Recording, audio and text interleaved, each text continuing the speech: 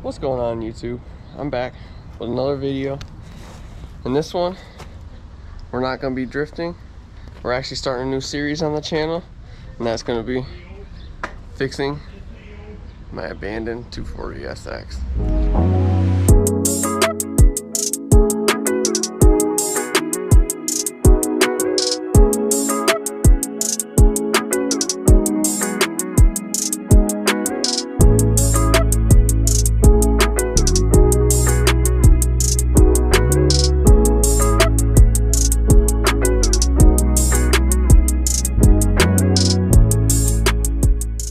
What's not better to give you guys a backstory than giving you it while sitting in the 240.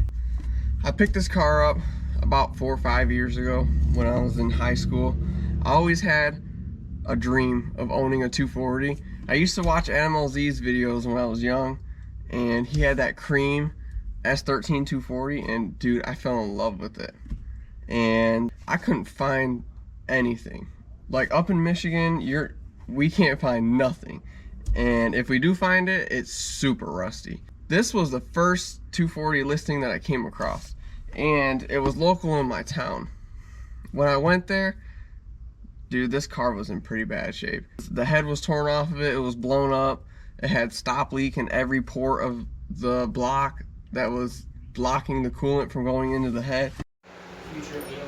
Progress. That's why I'm rebuilding the engine and get it all cleaned out. The transmission wasn't the best.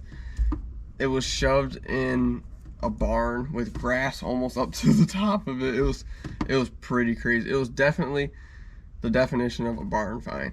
But this car was very known around my town. Like, I got actually a lot of hate for buying this car off the person that I did. And I didn't let that get to me. When I first bought the car, I was just like, you know what? I was like, it was a project car, and I'm gonna get it done because that was what my dream was. I got this car home. We took the engine, trans out of it. Then I realized everything was basically junk. So all I had to start with was a rolling chassis. Fortunate enough for me, this car is actually super clean. It doesn't have virtually no rust at all on it. I was so glad to actually find that out. It's got a lot of nice parts on it. I was planning to turbo this car, and I was going to go buy intercooler piping off of like a S14 or something off this guy, and he had an engine sitting in the back corner of his garage, and he was like, hey man, if you want this KA engine, he says it runs, he's like, if you want it, you can have 50 bucks. So I took that offer. I took that engine and we put it in the back of our CRV, and then we took it home. Long story, I fully built this engine with forged rods, forged pistons. It's a fully built engine.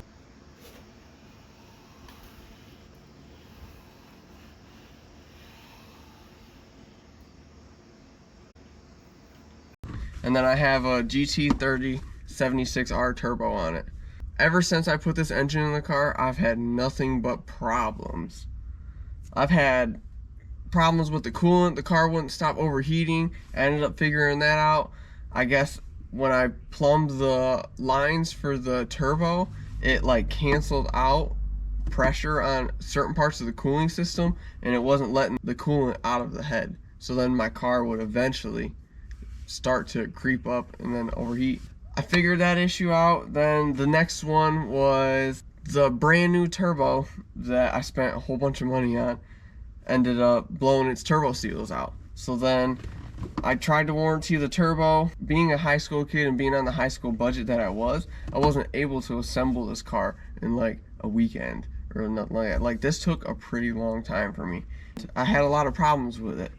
The turbo took roughly 4 months to arguing back and forth with the company, because technically it was out of warranty range, but it was brand new. I never ran the car with it. ISR worked with me, and they sent me a brand new turbo. The turbo's working just fine now. Now I was having an issue with the distributor timing. I couldn't ever get the distributor timing correct. It would always be like a half a tooth to advanced or a half a tooth to retarded. After like letting the car sit for a pretty long time, I let it sit for another like 6 or 8 months. And then I scrolled across a forum one day. I've verified the timing on this car so many times. I retimed it 4 times. Like, I knew the timing was not off on this car, but everybody kept telling me that it had to have been off a tooth. So I found this forum, and once you scroll super far down on the forum, there was this one guy that said that he had an issue just like mine. And it was because I ended up buying a cheap idler pulley. This pulley. This is the actual idler pulley that gave me the issues that I had with the car. So the front of this pulley has a gear pressed into it. This gear was pressed in wrong. So it was pressed in just ever so slightly off, and it was making my distributor timing off by half a tooth. My buddy Jake came over and he held the tensioner back on the timing chains, and I ended up slipping in the OEM idler pulley. First try, the distributor went right in. I was so happy. We got the car running. This was when I actually got to test drive everything that I put together for the first time. We went up and down the road. We were hitting boosts.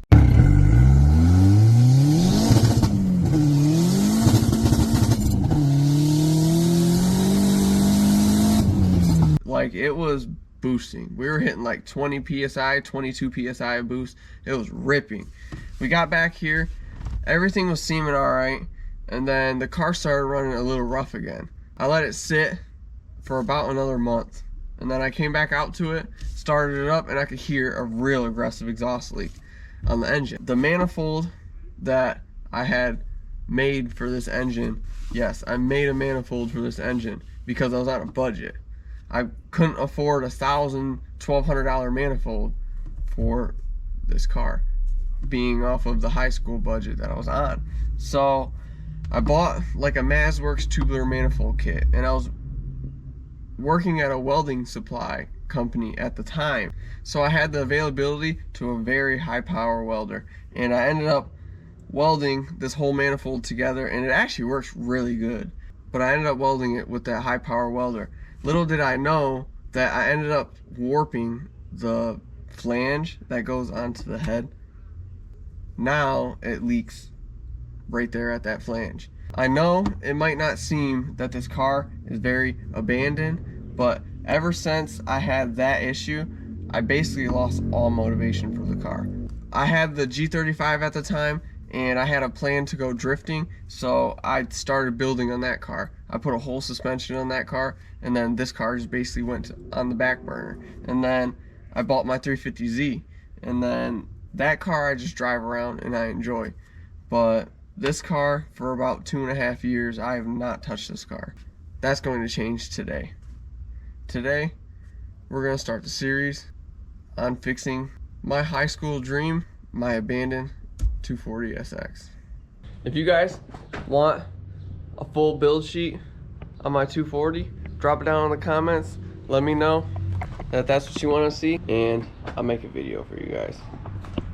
So today's video, we gotta disassemble the turbo downpipe, and we gotta get this manifold off because currently it's leaking at the front and at the back cylinder. Actually, this bolt is actually only hand tight. So that's what we're doing. I'll probably time lapse it, but yeah.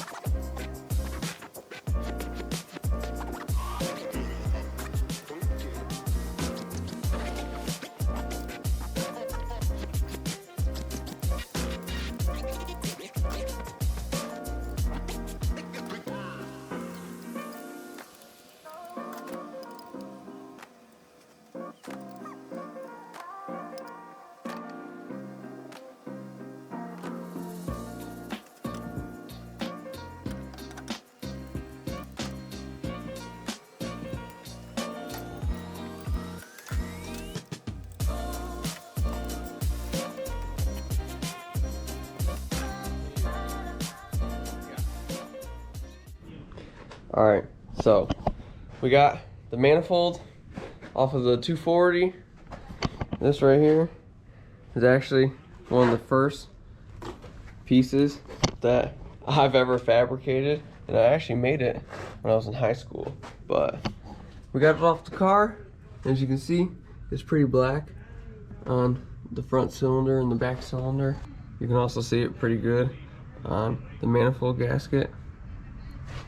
Yeah, so it's warped pretty decent, and honestly, the style of manifold that this is, it's going to limit me to probably like 400 horsepower, and I've torn this turbo off this car probably 10 times. So the smart thing to do is I'm going to retire this manifold. Probably going to keep it, put it on a shelf for a memory, because like I said, this is the first piece that I've ever fabricated. But on to bigger things now. We're going to retire the old log manifold, and then we're going to get a new tubular manifold on the way. But yeah, I'm going to end this video here. Please drop a comment down below. Tell me what you like about the car. And if you enjoyed this video, please give me a thumbs up, subscribe, and share this video to anybody that you may know. It'll help me get them out to bigger audiences. And with that, until next time.